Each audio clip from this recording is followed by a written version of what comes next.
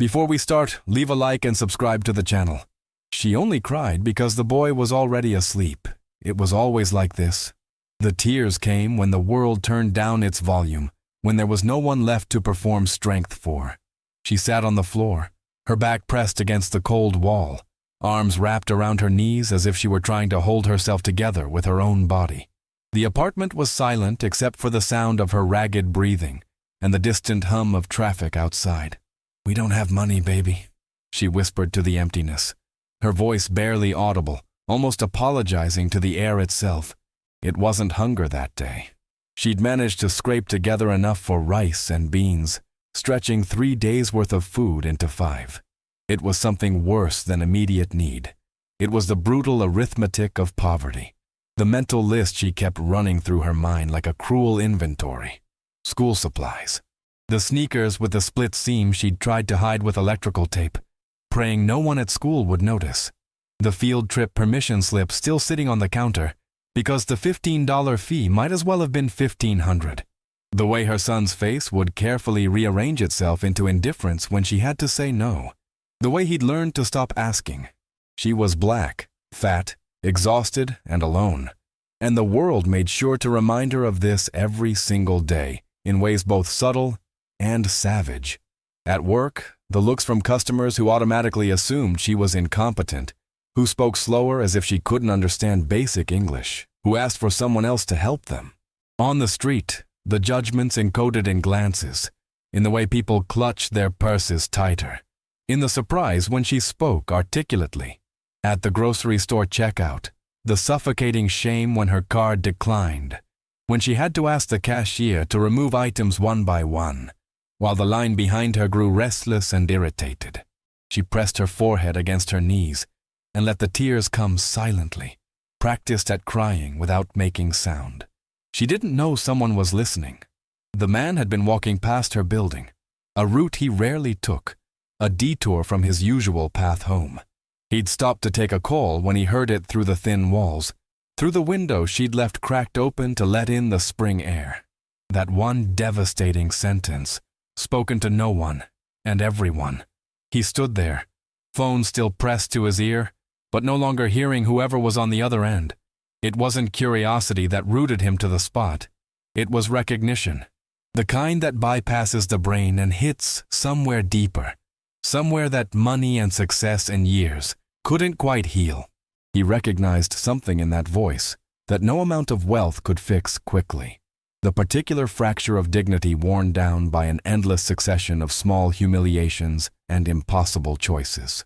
He didn't knock on her door, didn't climb the stairs to interrupt her private grief, didn't call out some hollow reassurance through the window. He simply stood there for 30 seconds that felt like 30 minutes, memorizing the exact tone of that whispered apology. And then he walked away with those words hammering in his skull like a heartbeat. "We don't have money, baby. We don't have money. We don't have money." The next morning, nothing had changed. She woke at 5:30 to the alarm she'd set on a phone with a cracked screen. A phone she'd had for 4 years because upgrading wasn't even a fantasy worth entertaining. She made coffee so weak it was barely brown. The same grounds used for the 3rd time because a new can wasn't in the budget for another week. She kissed her son's forehead while he still slept, breathing in the smell of the discount shampoo she'd stretched to last 6 weeks instead of 4, and she left for another day of trying not to look as broken as she felt. The bus was late. It was always late. She stood at the stop with her arms crossed against the morning chill, watching more fortunate people drive past in cars with working heaters. When it finally arrived, she found a seat near the back and stared out the window, practicing the face she'd wear all day. The one that said she was fine, that she was managing, that she didn't spend her nights crying on the floor. Life hadn't become lighter just because a stranger had overheard her lowest moment. And she'd learned long ago, through bitter experience, not to expect anything from people she didn't know. Strangers meant well sometimes, but their charity came with strings, with judgment, with conditions, with the unspoken price of gratitude that could never be sufficient. So when her phone rang that afternoon during her break, a number she didn't recognize, an area code that seemed official, Her first instinct was dread, not hope. Debt collectors, overdue bills. Another problem dressed up as a phone call. Hello?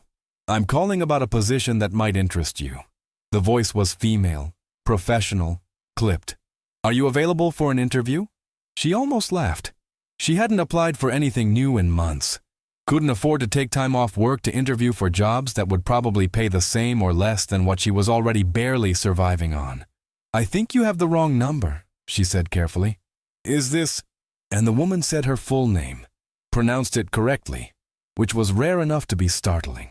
Yes, but the interview is tomorrow at 10 a.m. I'm emailing you the address now. Business casual is fine. A pause. This is a serious opportunity. I'd encourage you not to dismiss it. The line went dead. She stared at her phone, waiting for the punchline, the scam to reveal itself. But the email came through. A downtown address, a real company name she could verify with a simple search, a legitimate website with actual employees, and a functional office. She went to the interview wearing the one pair of slacks she owned that didn't have a visible stain, a blouse she'd ironed the night before with an iron so old it occasionally shocked her, shoes she'd polished to hide the scuffs. She didn't dress to impress. She'd given up on that particular fantasy. She dressed to not owe anyone anything, to not look like she needed rescuing, to maintain the last shreds of pride she had left.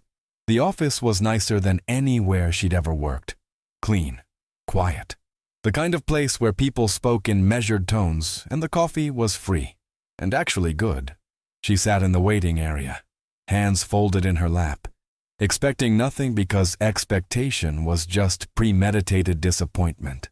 When they called her name, she followed a woman down a hallway to a conference room with windows that looked out over the city. And there he was. She didn't recognize him. Why would she? She'd never seen the man who'd stood outside her apartment that night, who'd heard her whispered confession to the darkness. He didn't smile too much, didn't comment on her appearance, didn't speak with the false warmth of pity or the calculating interest of someone looking for a charity case to make themselves feel virtuous. He looked at her like she was a person. Just that. Not a problem to solve, not a story to tell at dinner parties. A person. I'm looking for someone who understands how to survive with very little, he said, his voice level, almost cold. Someone who doesn't give up when things get difficult. Someone who knows how to make hard choices and live with them. She met his eyes. Why? Because those are the people who understand what's actually valuable, what actually matters. He leaned back in his chair. I don't need someone who's had everything handed to them. I need someone who's had to fight for everything and is still standing. The interview wasn't like any she'd experienced. He didn't ask her to describe her greatest weakness or where she saw herself in 5 years. He asked her real questions. How did she budget when there wasn't enough to budget? How did she decide what to pay when she couldn't pay everything? What did she do when the choice was between 2 bad options and no good ones? She answered with honesty, not hope. She told him about her life without dramatizing it, without packaging her pain into something palatable for consumption. She didn't cry, didn't beg, didn't make herself smaller to fit into whatever box he might be offering. When the interview ended, he stood and extended his hand.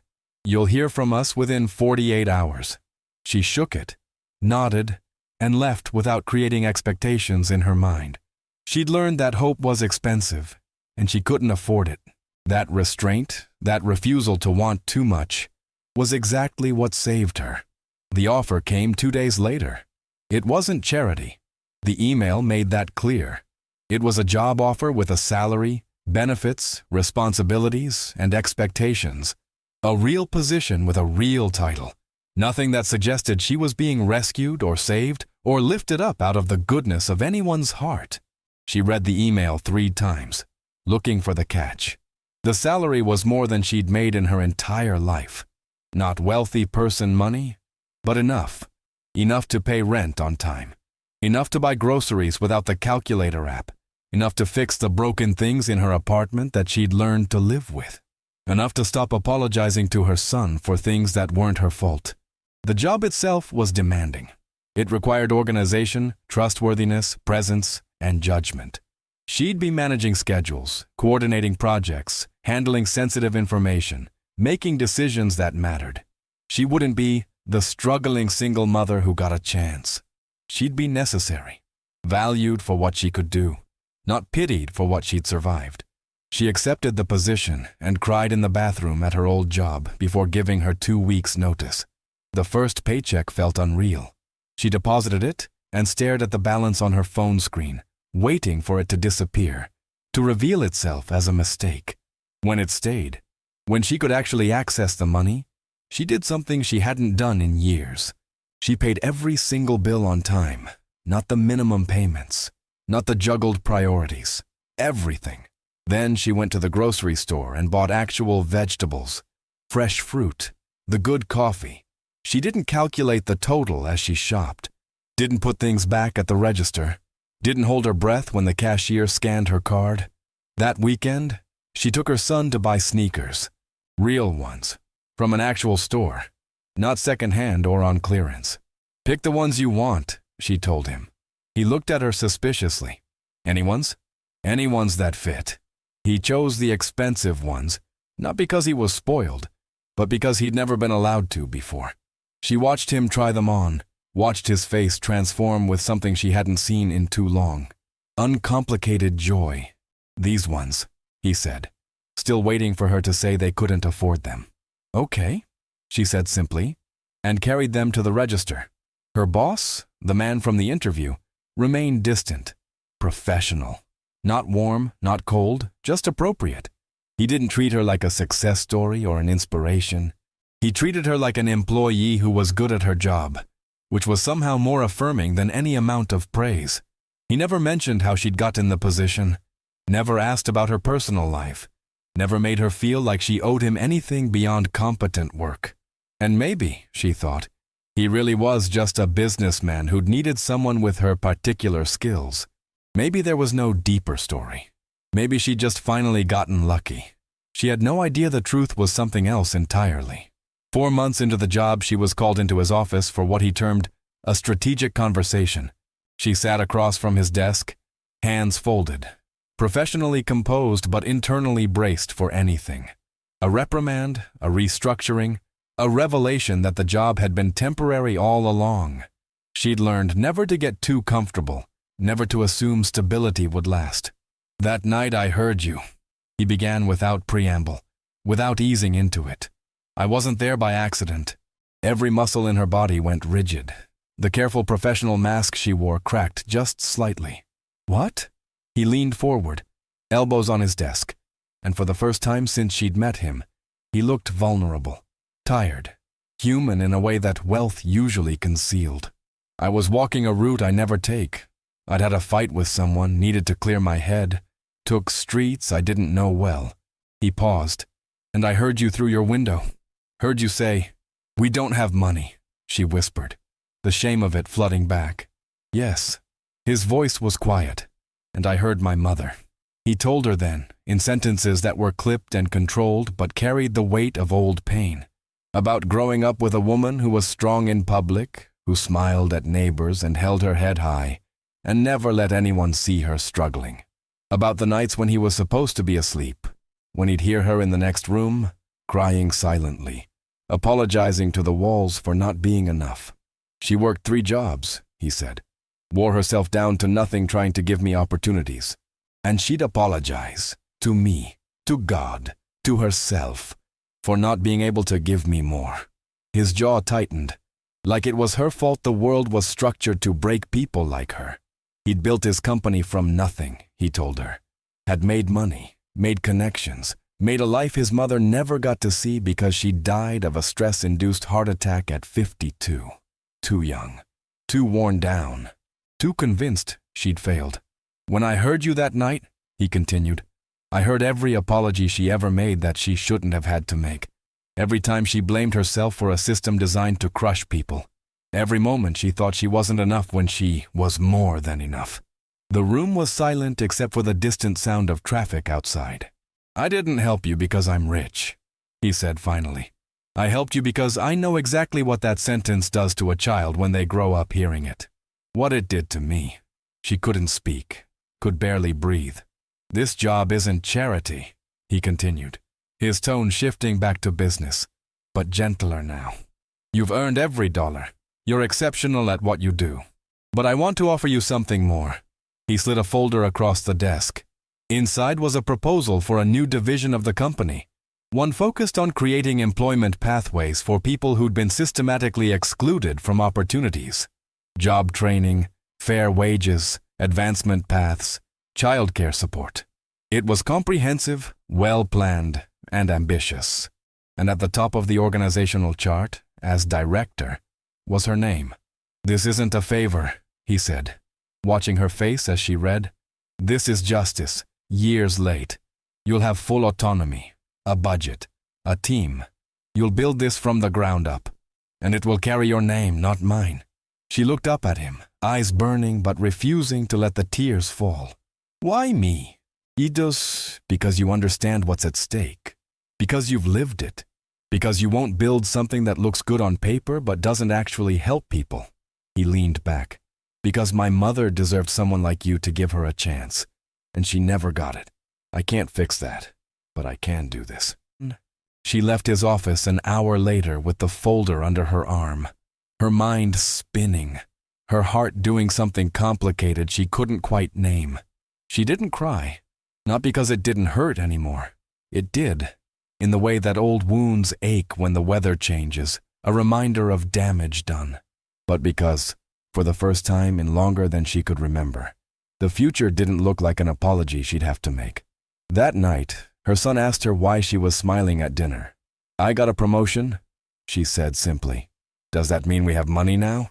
He asked, the question so casual, so unburdened by the weight it used to carry. She looked at him, at his new sneakers, at his face that had relaxed in recent months, at the boy who was learning he didn't have to shrink his wants to fit their circumstances. Yeah, baby, she said. We have money now.